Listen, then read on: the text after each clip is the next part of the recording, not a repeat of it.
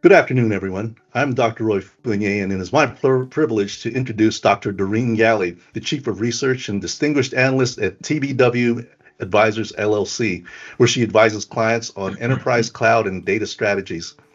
Dr. Galley holds 9 U.S. patents, with 2 recently awarded, including a groundbreaking Microsoft patent for managing device attestation and policy compliance through immutable evidence ledgers, enabling secure, verifiable trust across complex computing environments.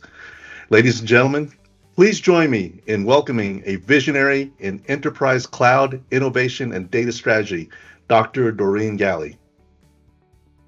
Thank you, Roy, for that wonderful introduction. Greetings from fabulous Las Vegas, and welcome to Industry Whispers, Public is Private, Confidential Computing in the Cloud, Research Code TBW 2071. This event is copyrighted by TBW Advisors LLC, all rights reserved, no AI note takers. Thank you for all those that registered and submitted your questions. This session is scheduled to be released on TBW Advisors YouTube channel, so be sure to subscribe and catch its premiere. A huge thank you to all that registered and submitted your questions in advance. Personally, I came across confidential computing when the very first prototypes were just coming online and a special compiler was required. Designing and analyzing sovereign computing architectures is the ultimate and highly regulated sensitive computing. Today, confidential computing is readily available across public clouds, and we're quite excited to host this event. As we like to say, the answer is always in the whispers. So let's dive into the conversation and meet our guests. Our first guest is Mike Bursell with the Confidential Computing Consortium. Mike, many developers and architects are familiar with the practice of encryption at rest and in transit. Can you introduce yourself and share what confidential computing's TEE is and what you can do to provide security and privacy while computing? Well, diving straight in. Well, first, great to be here. Thanks for having me. I'm Mike Bursell. I'm the Exec Director of the Confidential Computing Consortium, which is a part of the Linux Foundation. And we exist to promote open source in confidential computing, but confidential computing generally as well. We act kind of as an industry body and a great place for people to get together. So what is it, I guess? Well, it's about allowing you to have data encrypted, not just at rest and in transport we used to, but actually in use. So basically what you have is chips, whether they're CPUs or GPUs, which have instructions which allow you to isolate memory in use, RAM in use, from the whole of the rest of the system. So even if you've got a kernel which is being compromised, or a hypervisor which is malicious, or someone has got a workload which they've got into, even that you're isolated from that. And there's a really other important part, that you can be sure that what you're doing is being done properly, because there's this extra part called remote attestation, which gives you cryptographic assurances around that. I'm sure we'll come to it. But the basic thing is isolation by chip level capabilities from everything else on the system. And that's what we're doing. We could probably finish now, right? We've covered everything. So what if someone's physically in the data center? Does it give you protections then?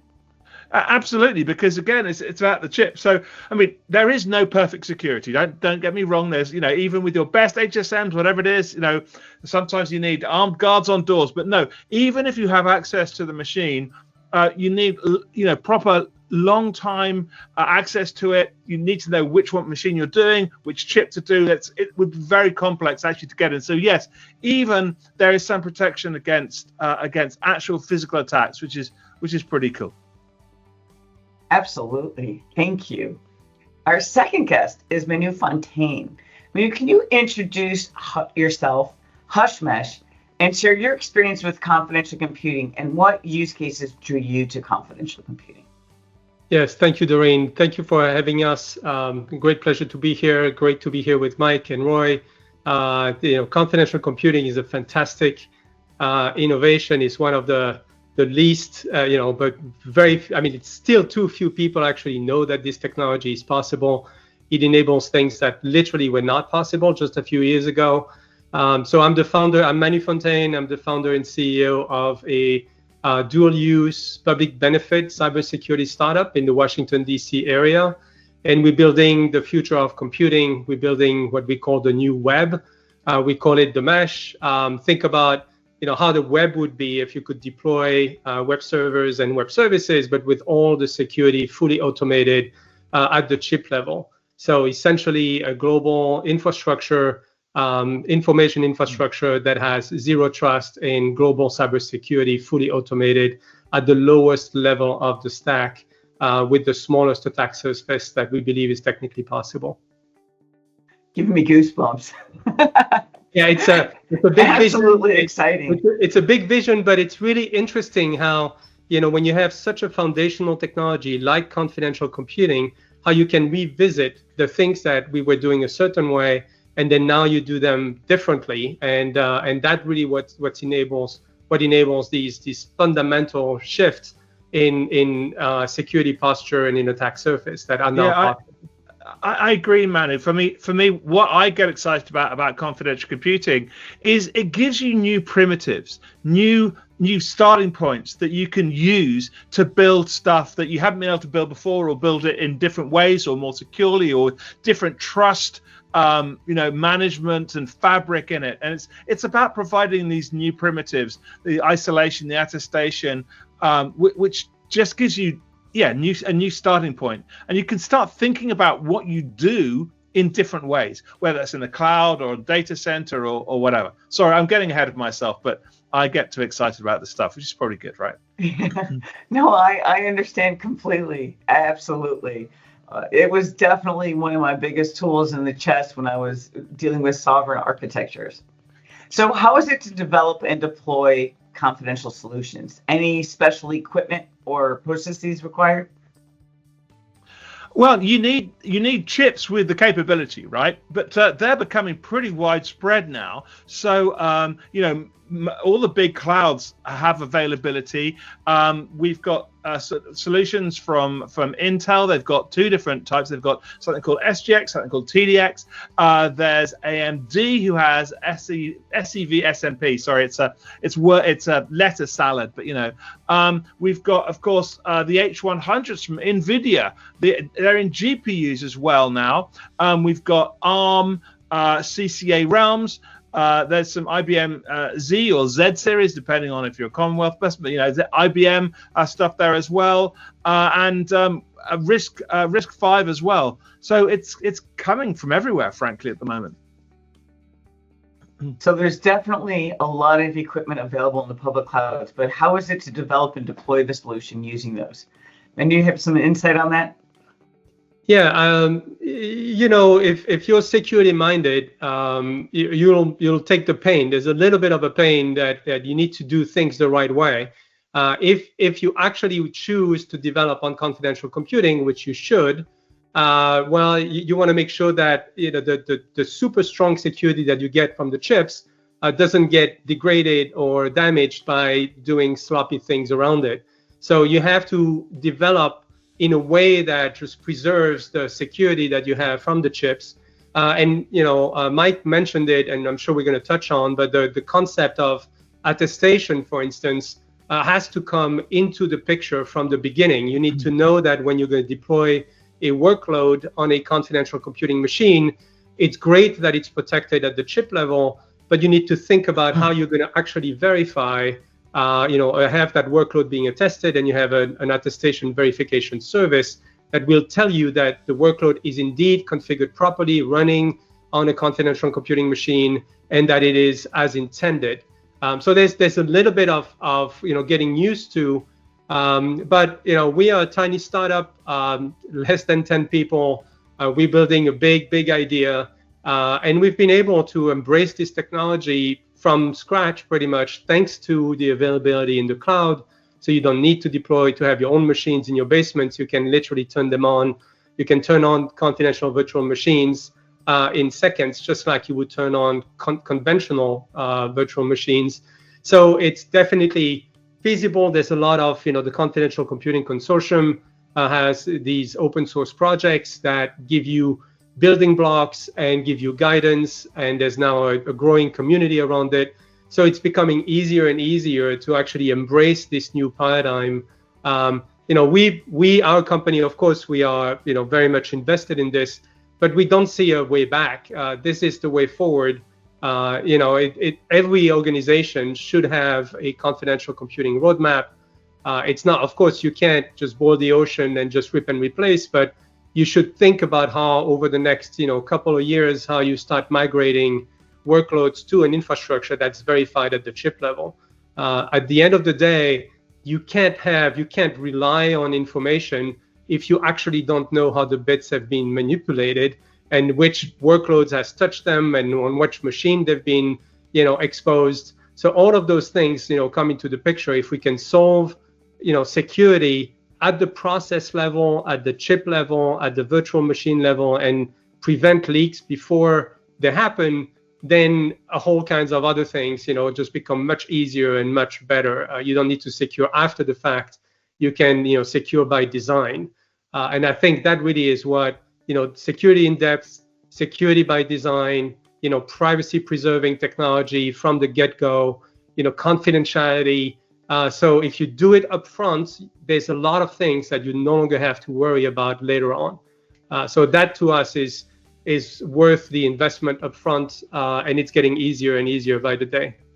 Yeah, so I'd kind of add to that. It's quite easy these days to go to the cloud and and just get some confidential VMs up and running. That's not hard at all, and that will certainly help. You're not going to be getting all of the benefits of doing an architecture where you're planning it in and understanding how to use these technologies to the best. And as Manu said, we've got some open source projects that'll help you along, which is great. But you need to change your way of thinking to do it right. Otherwise, you're going to be missing the opportunities. So in other words, you can get some protection by just throwing your VMs on there. But for a true solution, you want the entire architecture designed as a confidential solution. Absolutely. Then your entire solution has the reduced attack surfaces. Yeah, exactly. And it's not just the reduced attack surfaces. It's the understanding the trust and which bits trust each other and all those sorts of things as well. But as Manu said, we need to start planning this now. At the moment, it's why would you use this technology? But in a few years, it's going to be why wouldn't you? What are the use cases where you're not using it? It's the obvious thing to do.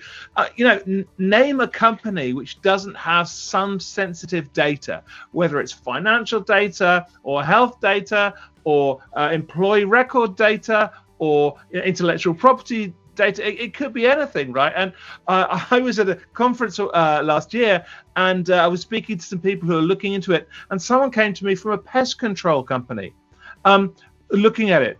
And you think, well, how weird is that? But of course they have. You don't want to know. You don't want your neighbors to know if you have a pest problem or how that's being dealt with, for instance. So everyone has sensitive data that they need to look after, right? And so we want not just to be encouraging people to use it. We need to be encouraging our banks and our healthcare providers and our pharmacists and the companies who are processing all of the data that we have out there and all of the AI folks. And all of the governments and everyone should be using this because it's about protecting our data and changing how we think of the world and what is acceptable in terms of protecting what we do. Yeah, I was about to say every company that has my information has sensitive information. So I want them to embrace this technology because it has to stop, right? The breaches and the privacy, violations, all that stuff needs to be gotten under control. So, absolutely. Any more tidbits on the security protections, or did we cover all the ones we wanted to in confidential computing? So I think there are three main things we tend to talk about. One is protection of confidentiality. So the isolation provides confidentiality, but also integrity. So that's the second one. And alongside that, there's this attestation, which basically allows you to prove cryptographically that when I have something in a trusted execution environment, one of these sort of chip created execution environments, that it's been set up correctly. And also that what's in there is what I think is in there. So basically you can create certificates from this and say, well, I know what's in here, what should have been here, and I know what I'm happy to put into it as well. So maybe we'll get on to some of the use cases later, but it gives you this the identity and the uniqueness alongside the confidentiality and the integrity. And now you've got like a Lego set, right? That you could start building a whole bunch of different stuff with. Yeah, other types of toys are available. Let's dive into attestation. Who would like to describe what attestation is? Go ahead, Mike. Okay, so let's say I've decided I'm going to use confidential computing, and Manu, you run a cloud, right? You're a big CSP, and you've got a whole bunch of these things. And I say, okay, please, will you set up one of these TEs for me? And you say, sure, I'll do that for you, no problem. Okay, you've done it. Okay, so let me know when it's done. Is it done? It's done. Trust me. Okay, right. So now I can put my. But wait a sec. I don't trust you. The whole reason I'm doing this is I don't trust you with my data. So how can I trust that you've done it correctly? How can I, you could be pretending all of the time, right? So this is where remote attestation comes in, right? So what I'm going to do is I'm going to talk to what he says is a TE, right? I'm going to talk to it and say, create a measurement, an attestation measurement, and it is going to talk to the chip that is actually creating that TE, we hope, right? And that is going to measure what that memory looks like and sign it with a key. And I'm going to take that measurement and I'm going to check it on a remote server because I do not trust Manu for this stuff, right? Sorry, Manu.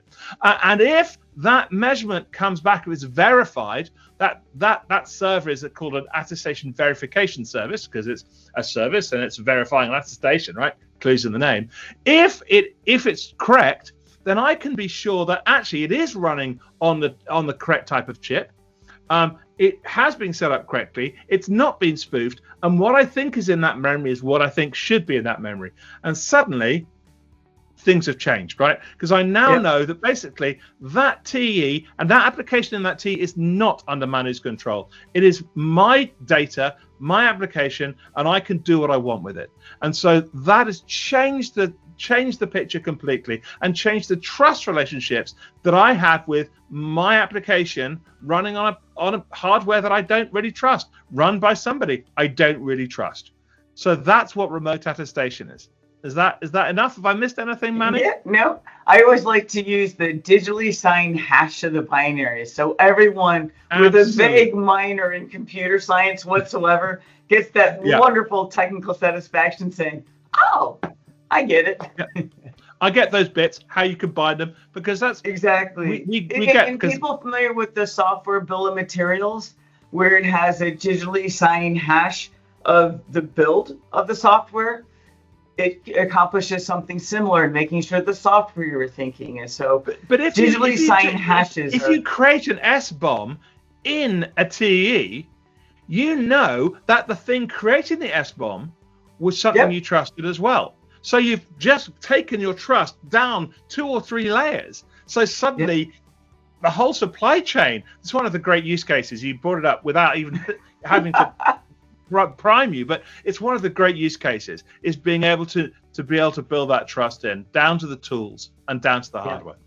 Yeah, absolutely. We mentioned the word trust a lot, but I like to connect, every company out there has a roadmap to zero trust, right? NIST and others are talking about zero trust as being the ideal state for every organization. But what does zero trust really mean? Today, it's very much of a organizing principle more than a real thing. Here, what attestation gives you is precisely the removal of uncertainty, right? You actually don't have, the only thing you have to trust is the key that signs that is burned in the chip, which is provisioned and managed at manufacturing time of the chip. So you've now removed the things that you need to trust. You have to trust the chip manufacturer, but guess what? You were trusting the chip manufacturer anyway because you're running software on that chip anyway. Yep. So besides that, now you don't have to trust anything. You actually verify everything. You verify the authenticity and genuineness of the chip. You verify the software that's running. You configure you verify the configuration of the TE, the memory mapping, and all that stuff. So you basically bring zero trust all the way down to the chip level. And guess what? There is no layer underneath that. So from our perspective, right, confidential computing is the path to universal zero trust, where you literally verify every chip that you run code on. And if you don't do that, you've basically absorbed a huge amount of things that you need to trust again. So Mike, you wanted to say something? Yeah. When people talk about zero trust, I sometimes say, when you say you don't trust anything, have you any idea how many things you're trusting actually? So, you're running on a machine with a whole bunch of libraries and an OS and an application and admins and kernel, and you trust all of those, right? That's not a zero trust. So let's set this up so we can really do something that's properly zero trust and explicitly trust. You know what you're trusting explicitly rather than implicit trust, which is kind of what we tend to be doing, if we're honest about it. Absolutely.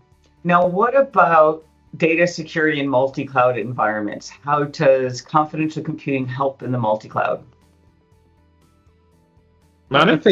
I think we just touched on it, right? If you can now abstract or no longer trust anything that's around the chip itself, it doesn't really matter what the chip is. So you inherently solve this multi-cloud uncertainty that you had, or this explosive or growing attack surface that you have because you want to be in multiple clouds for all good reasons, by the way. But now you increase your attack surface because cloud A may be managed, is certainly managed and configured differently from cloud B, so you have to trust two clouds as opposed to one cloud. If you have confidential computing, you again collapse all that and end up with a much more effective and tiny attack surface and zero trust posture, which is the chip itself. So you inherently can reduce the uncertainty or the increased attack surface of a multi-cloud thing. And then the last piece, which we haven't really touched on quite yet, but one of the use cases that are quite interesting for confidential computing is in fact key management within the TEs themselves. So you can enable, secure communication between individual processes that run across multi-clouds. So you no longer have to even trust the connection between the clouds, right? The network in between becomes irrelevant. So you literally have process level TLS. It's called attested TLS. You can establish connections at the process level across cloud environments. And by the way, it's not limited to the cloud, right? You can deploy confidential computing servers at the edge. And as we mentioned, ARM and RISC and others, right, are bringing confidential computing technologies all the way to edge devices over the next few years. So you'll be able to have, edge to edge and cloud and multi-cloud zero trust with verifiability all the way down to the chip level. Yeah, that's nice, particularly if you can cut down the edge to cloud, cloud to edge transfer of data by the cloud provider themselves. If they have restrictions on what services call back and such, then you can really secure it down. What are the, so we covered the major challenges. What about the use cases? The problem I always have with the use cases is finding a small enough set.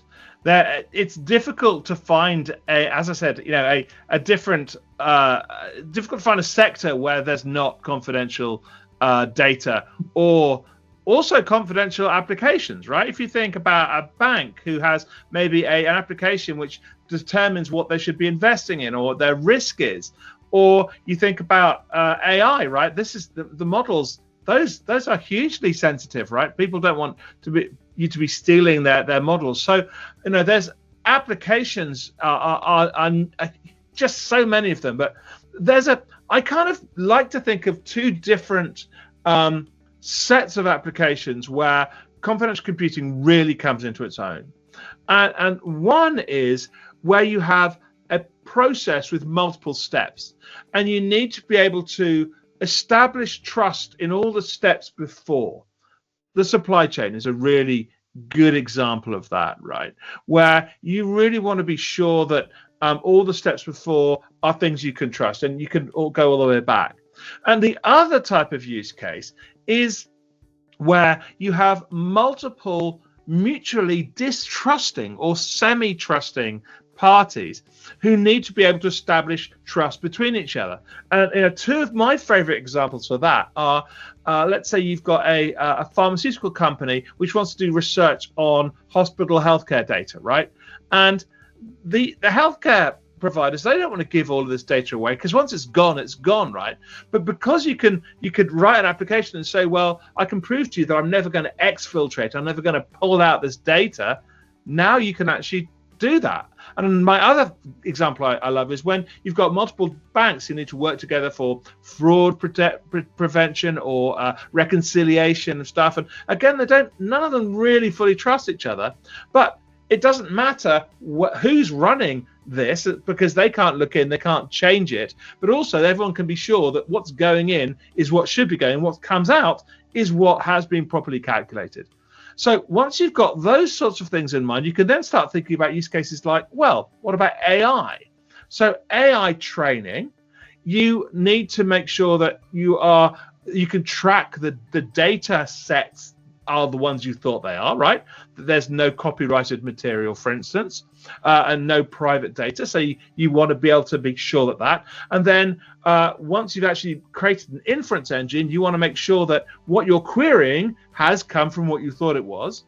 And also that the queries are coming from an inference engine which is the correct thing, and that they are secured as well. So that's a lovely example. And the kind of, I think, hugest, biggest example is things like, well, I'm going to let Manu talk about his, but one of the ones I like is kind of the Web3 world, where you've got a whole bunch of people. One person provides a DApp, another person provides an Oracle, another person provides the compute fabric, another person provides the data, and none of them really trust each other. But using confidential computing and these primitives, you can design a world where you can do all of this, and you can create a trust fabric that works. And I think that's really, really cool.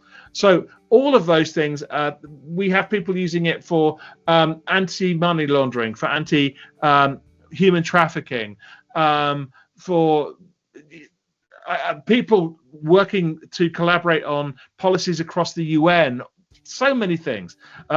So I'm going to shut up, because Manu's got a really interesting one that I know he's dying to tell you about as well. So go for it, Manu.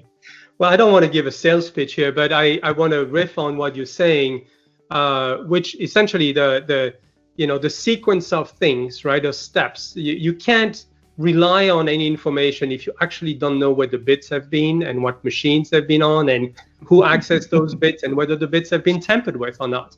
So you have this concept of a chain indeed that's built in, or that's immediately comes to mind. And then you have a concept of identity.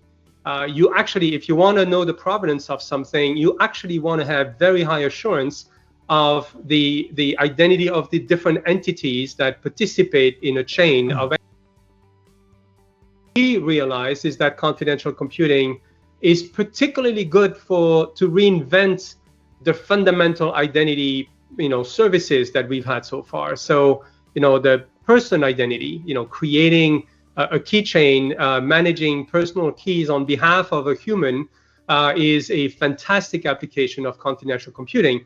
But then it's not just for people. You can do that for organizations. So organizational identity, creating a keychain and managing keys on behalf of an organization. And then you go on and you say, well, wait a minute, all the physical things, all the IoT device, critical infrastructure, smart cars, smart cities, smart homes, all of the smart things that we have, they all need identifiers, and they need their own keychain so that they can secure their own information, so that they can participate in information exchanges with humans and with organizations. And then the final thing that really blew our minds when we connected all the dots is digital things like software. like the actors, the software actors that runs in the infrastructure itself, they themselves need their own identities. At the CCC, we now have the workload identity, working group that is trying to figure out how we can standardize all this. Because at the end of the day, you want to know that the right software actor, right, the executable that runs, is managing the bits on behalf of a specific human, working on behalf of a specific organization, on a specific physical machine. It's that chain, isn't it? It's that chain all the way back. Yeah. It's the chaining, and then every entity needs its own identity, needs its own keychain so that it can secure its own information, so that you can have a chain that doesn't have any weak link in it. So for us, that really is the killer app for confidential computing. But it's applicable in all kinds of places. As I mentioned in the introduction, we are a dual-use organization. So we realize that the kind of technology that we are building is great for civilian application, commercial and governmental services like identity wallets or any other credential issuance, right, by governments, by authorities or organizations. But then there's a whole defense sector that really very much needs, zero trust backbone type infrastructure, where different nations, we know the worldwide geopolitical situation today, where there's a lot of things that are going on in the world, and allies need to be able to exchange information and have those chains of commands and chains of communication that are assured, that have very, very high assurance, and that needs to be brought down all the way down to the chips themselves. Then the last thing that will connect those things together here is that if all depends on the chips, then interestingly enough, the chip supply chain itself is a fantastic use case for confidential computing.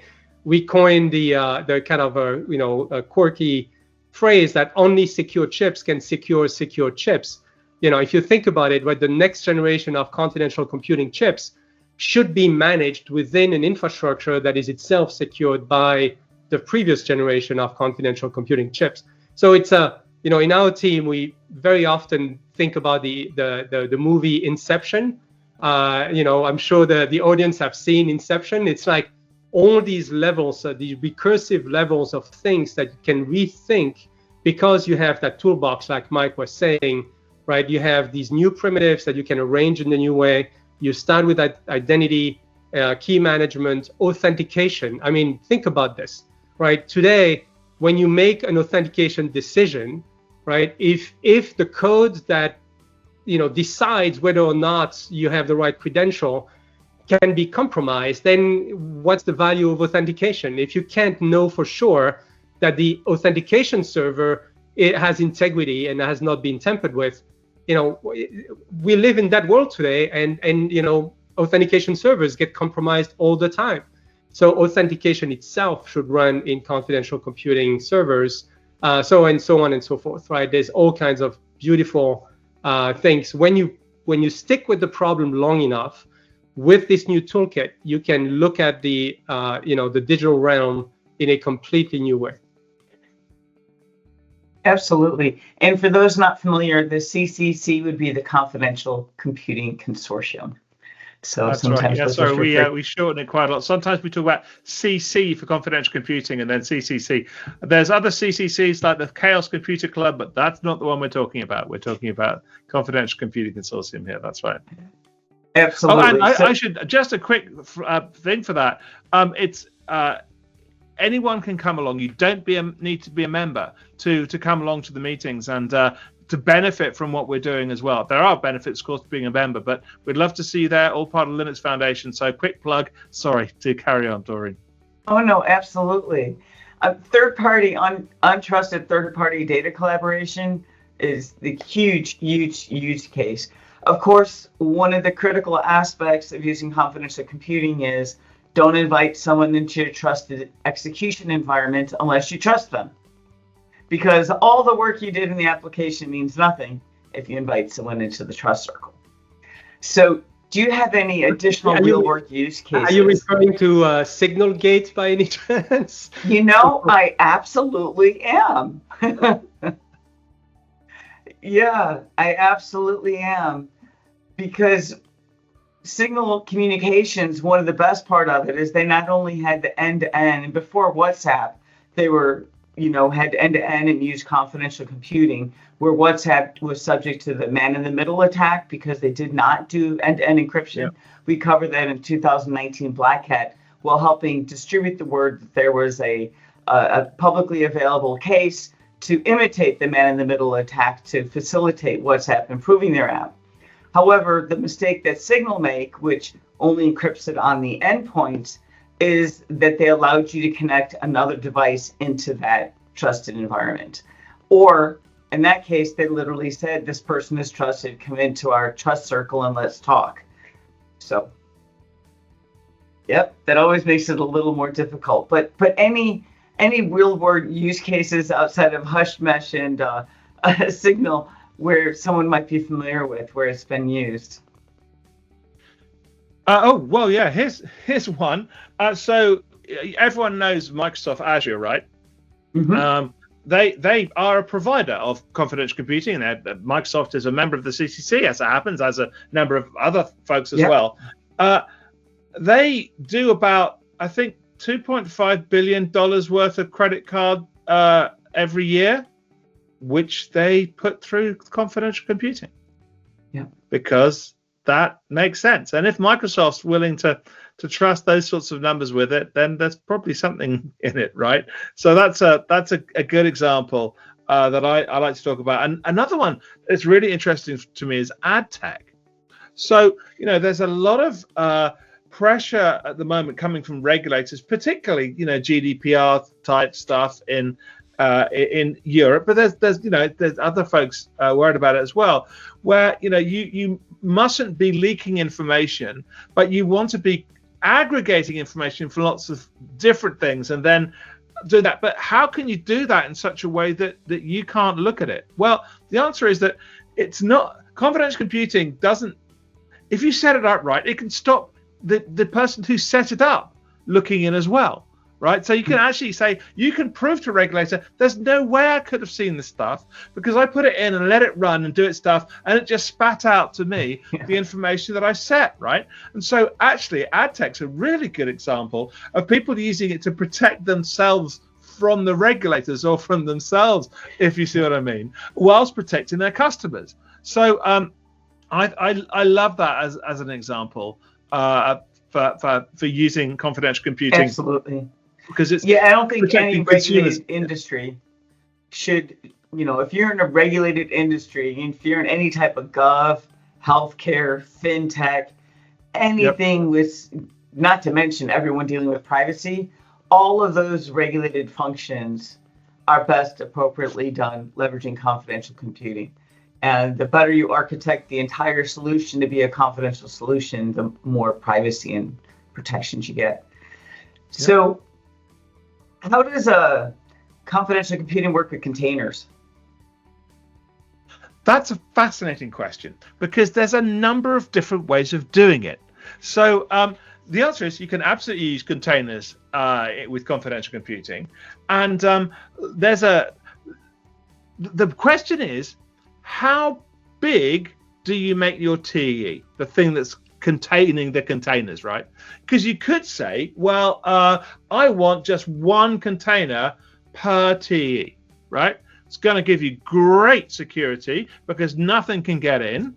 But on the other hand, containers are they're designed to be chatty, right? To chat to other things. And what's more, things like Kubernetes generally want to be able to see inside and orchestrate them a bit. So that makes that very difficult to happen. So you're actually setting your sort of control plane bar very high and making it difficult.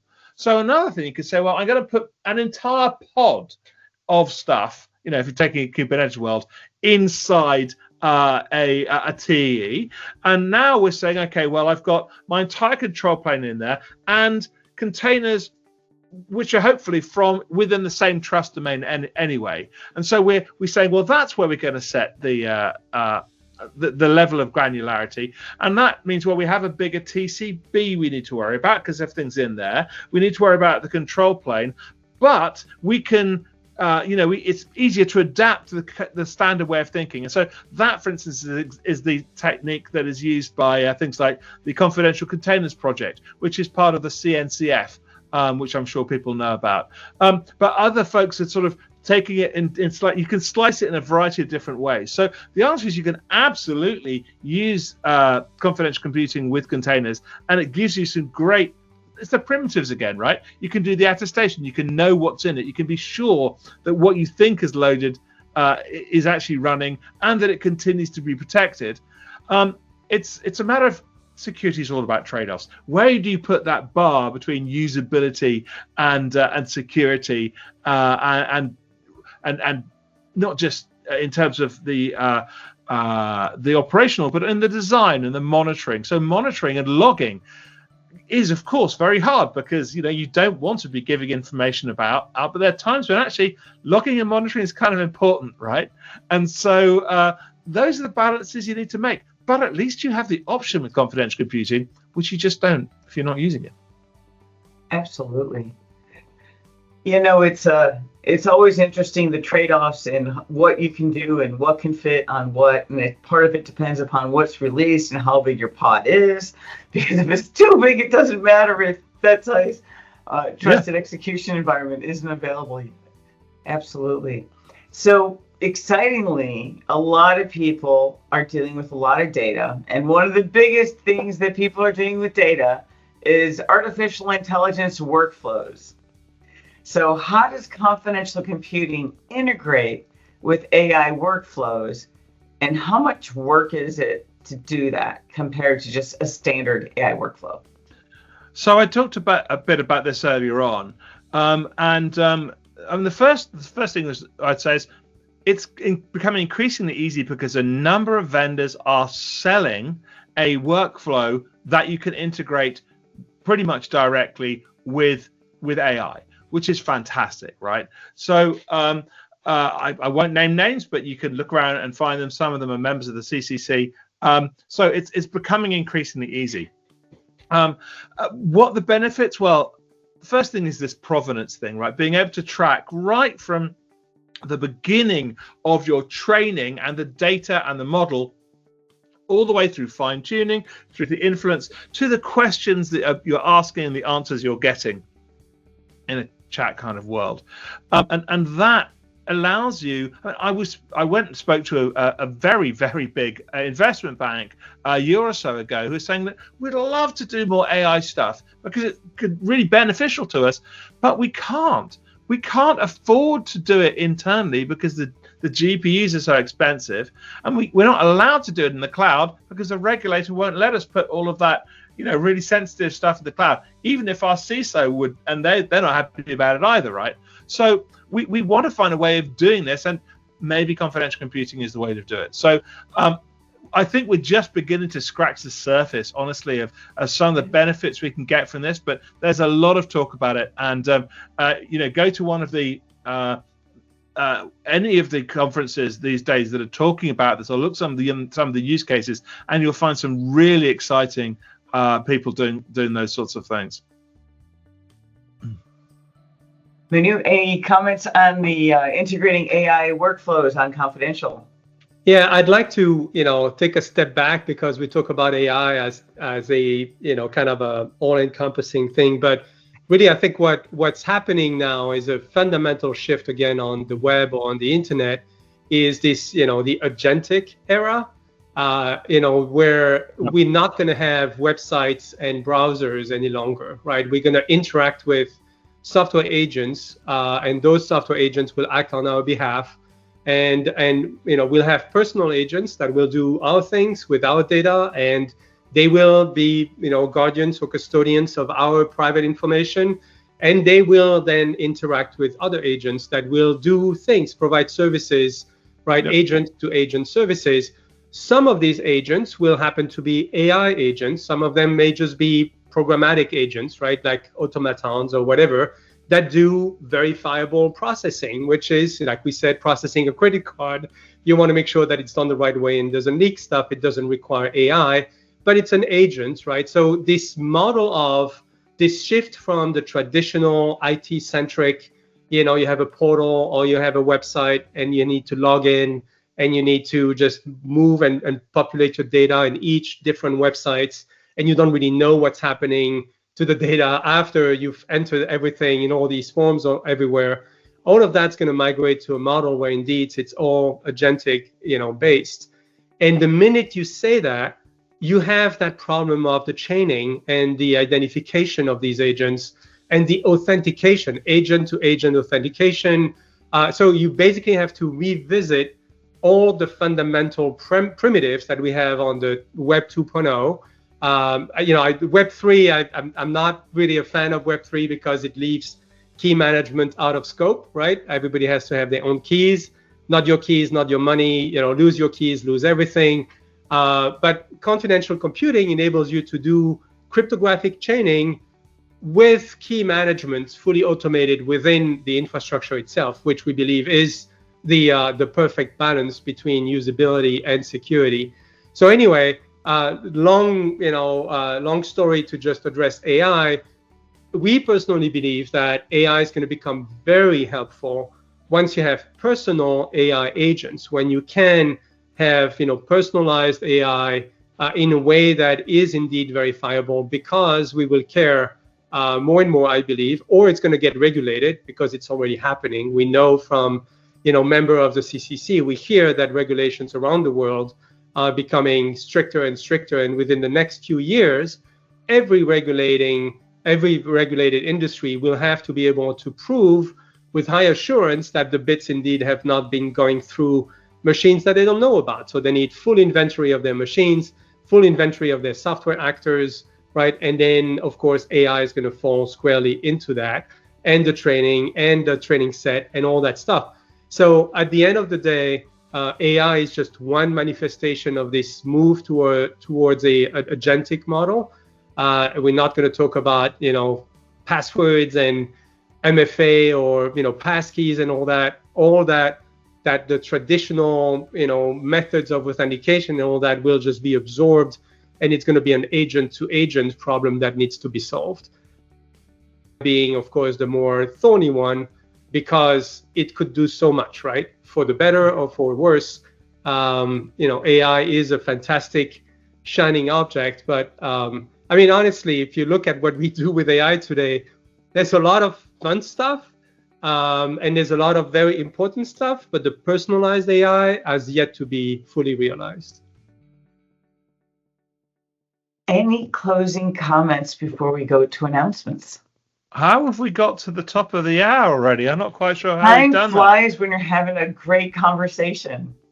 Yeah, no, I think that Manu has made a very good point there, which is that it's not always just the obvious where do you apply this directly. It's all the side bits and all the infrastructure, and not just physical infrastructure, even software infrastructure, but the operational infrastructure, the process infrastructure, which equally needs the isolation, the confidentiality, the integrity, and the identity, which, as we've discussed, you get or you can get if you use stuff. Sometimes this stuff, the confidential computing, sometimes you don't need all of them.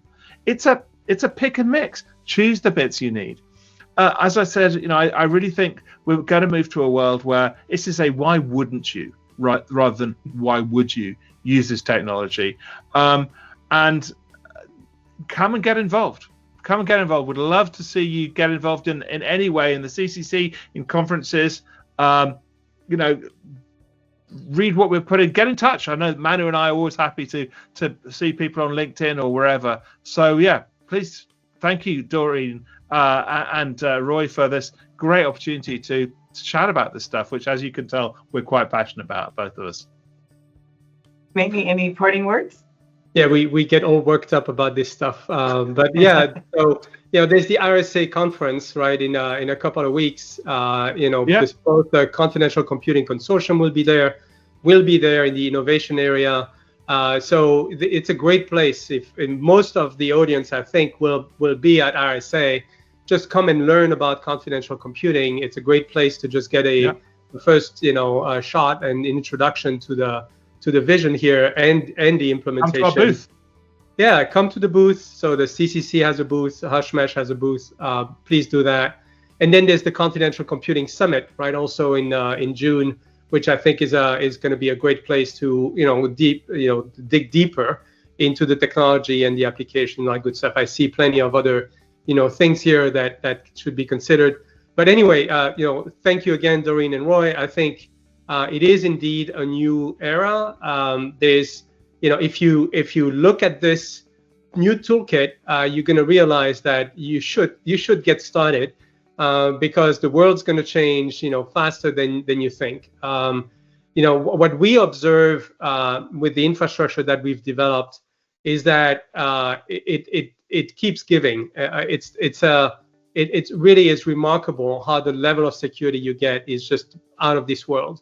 Our CTO has been in the business for decades, and yet he showed up, in stand-up meeting when the infrastructure started, working and breathing, with a grin on his face, and he said, the mesh started working. I just have no idea what it's doing, because all information is completely protected at the chip level. We don't have access to it. It's a new world, and we hope that lots of folks and companies in the audience will indeed join the CCC and then learn, come and talk to us and learn about what can be done today. Thank you. Fantastic. Manny and Mike, thank you for the conversation. Roy, thank you for the amazing introduction. Some quick announcements. Obviously, we cannot exist without sponsors and clients. So we are seeking corporate sponsors for our content. So do let us know if you're interested. If you have a tough problem, become a client. It's the same price as adding on a Gartner seat or Forrester seat. Add one on with TBW and get diversity of thought instead. Conference Whispers NAB show for those in media was published last night and will go out to all reader clients today. Remember, the document is the script for the video edition, so if you didn't get your fact check back and you found any issues, it is always better to get any corrections back to us ASAP, even if it's after the deadline. We will be covering Customer Connect Expos, so look for videos dropping on the 16th and 17th. And we have an Industry Whispers Earth Day panel I'm very excited about on the 22nd with two very interesting storage solutions and two very interesting green energy solutions. So be sure to sign up. It is in our community channel under posts. You can sign up, or it's also posted on LinkedIn and Facebook. And we are covering, of course, Identiverse in June, and there's a few others that are popping up before then. So be sure to subscribe at YouTube and follow us on LinkedIn. This has been Industry Whispers, Public is Private, Confidential Computing in the Cloud, Research Code TBW 2071. The answer is always in the whispers. Subscribe today. Have an amazing day, everyone. Thank you so much. I appreciate y'all.